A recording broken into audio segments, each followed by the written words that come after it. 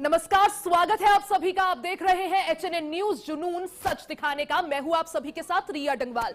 3 बजे की 3 बड़ी खबर में सबसे पहले बात राजधानी दिल्ली की, जहां पीरागढ़ी फ्लाईओवर के पास कार में मिले 3 शवों की गुत्थी सुलझ गई है। पुलिस ने धन वर्षा के लालच में जहरीले लड्डू खिलाकर हत्या करने वाले कथित तांत्रिक कमरुद्दीन को गिरफ्तार कर लिया है।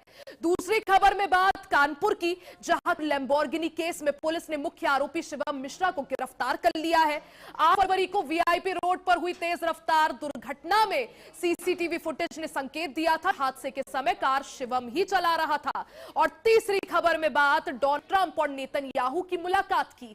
अमेरिकी राष्ट्रपति डोनाल्ड ट्रंप ने इजरायली पीएम बेंजामिन नेतन्याहू से मुलाकात की। ट्रंप ने बताया कि बैठक बहुत अच्छी रही। उन्होंने ईरान के साथ समझौते पर बातचीत जारी रखने पर जोर दिया है।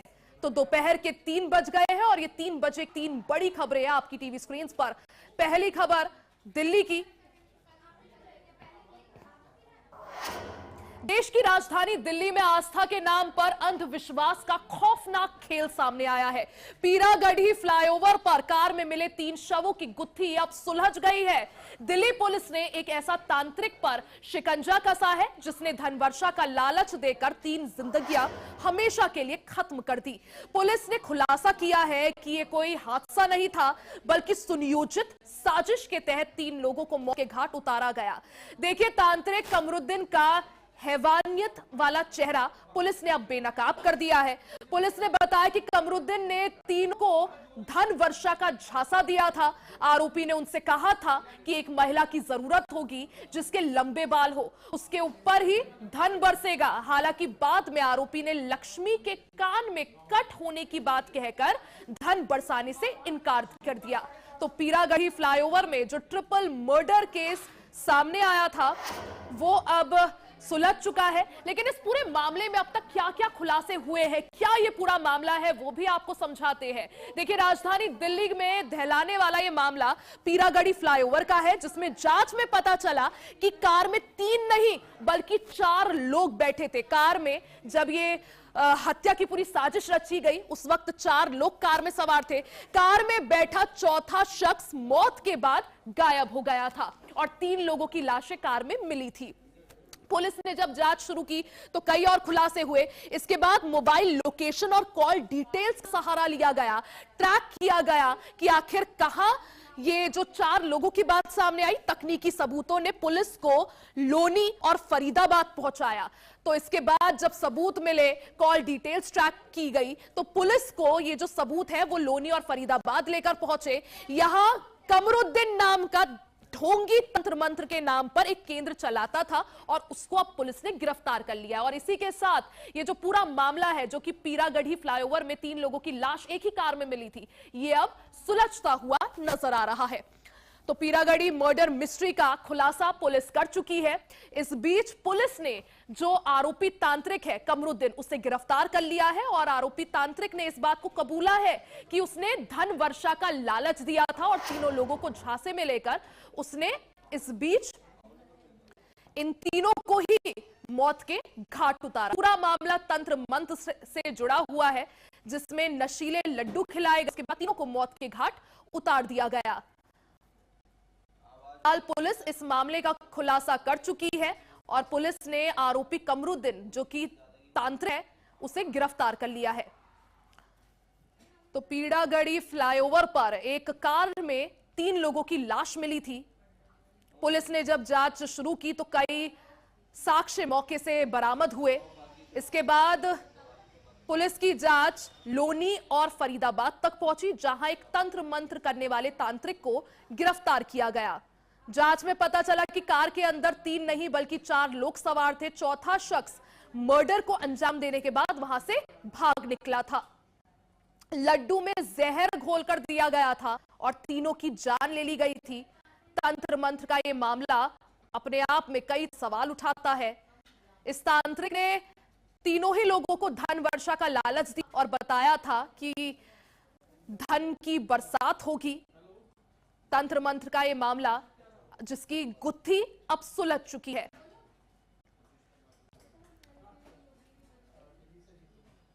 और अजीत हमारे सहयोगी अपडेट के साथ जुड़ गए हैं। अजीत, जिस तरह से 3 लोगों की लाश पीरागढ़ी फ्लाईओवर पर मिली थी एक कार के अंदर से, अब पुलिस ने इस हत्या को सुलझा लिया है, इसकी गुत्थी सुलझा ली है और जो तांत्रिक है उसे गिरफ्तार कर लिया है।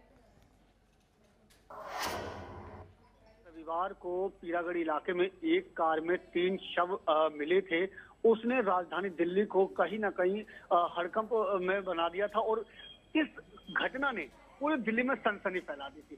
जिस तरीके से एक कार में 3 शव बरामद होना दिल्ली पुलिस के लिए बड़ी चुनौती थी और इसमें तमाम चाहे वो सीसीटीवी फुटेज की बात करें या टेक्निकल सर्विलांस की बात करें, हर तरीके की मदद के बाद आखिर जो तांत्रिक है जिसका नाम कमरुद्दीन बताया जा रहा है और उसको आखिर गिरफ्तार किया है और खुलासा ये हुआ है कि उसने एक लड्डू में जहर मिलाकर के तीनों को खिलाया था, जिसके बाद मौत हो गई थी। बताया जा रहा है कि घटना से एक दिन पहले तीनों जने लोनी गाजियाबाद गए थे, जहां पर ये रहता था, जहां पर इसका ठिकाना था, वहां पर इनसे मुलाकात हुई थी और उसके बाद अगले दिन, जिस दिन घटना वाले दिन भी ये उनके संपर्क में था और रास्ते में इनकी गाड़ी में बैठा था, इनको फोन करके विशेष तौर पर पैसे मंगाए गए थे, क्योंकि ये जो है आतन लोगों को पैसे बढ़ाने का लालच देता था। धन वर्षा के नाम पर लोगों को पैसे बढ़ाने का लालच देता था और इनको भी जो इसमें लक्ष्मी है उनको, लक्ष्मी को इसने लालच दिया था, जिसके बाद लक्ष्मी ने बाकी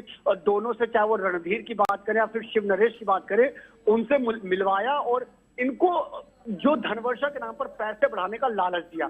घटना वाले दिन भी इनको विशेष तौर पर पैसे इनसे मंगाए और जब बताया जा रहा है कि 2 लाख रुपए मंगाए गए थे और इसने पैसे लिए और इनको जहर वाला लड्डू खिलाया और वहां से चला गया, जिसके बाद इन तीनों की मौत हो गई। और पुलिस को जब इनों के शव बरामद हुए तो पुलिस लगातार इस मामले की जांच में जुटी और आखिरकार जो तांत्रिक है, जो ढोंगी है, कमरुद्दीन जिसका नाम है, उसको आखिरकार पुलिस ने दबोचा। क्योंकि अजित देखिए, जो आरोपी तांत्रिक है अब वो पुलिस की गिरफ्त में है, और क्या कुछ खुलासे उसने किए हैं? क्या यही 3 लोगों को उसने शिकार बना था या और भी कई ऐसे मासूम लोग थे जिन्हें वो अपने जाल में फंसा चुका था?